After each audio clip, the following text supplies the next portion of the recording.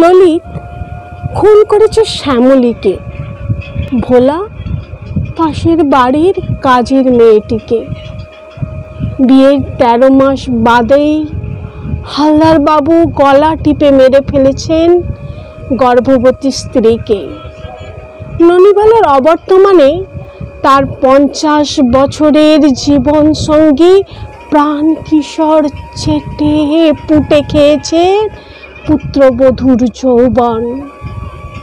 ঘুমন্ত মেয়ের বুকে আলতো হাত ঠেকিয়ে বাবা হিসেব নিয়েছে সামুদ্রিক ঢেউয়ের। জেরা করার ছলে দারোগা সাহেব থানার মধ্যেই চুরি করেছে দাসী করালি 4 রাত। আর কোচিং ফেরত পরমাকে অন্ধকারে নষ্ট করেছে 5 জন কাপুরুষ শয়তান। তবে শ্যামলী বলেছিল ভালোবাসি। কাজের মেয়েটি বিশ্বাস করেই এসেছিল একা ভোলার ঘরে।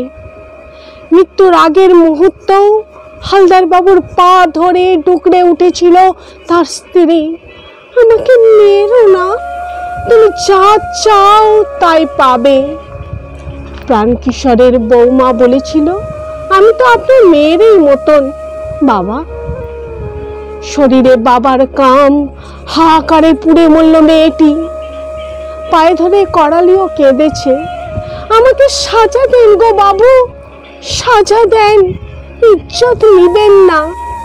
আর ফুরিয়ে যাওয়ার আগে পরমা বলেছিল, আমি কি আপনাদের বোন নই? কিন্তু কেউ শোনেনি কারো কথা। আইন প্রমাণ চেয়েছে। রিপু, তুমি এদের এত কাম দিলে প্রমাণ দেবে না?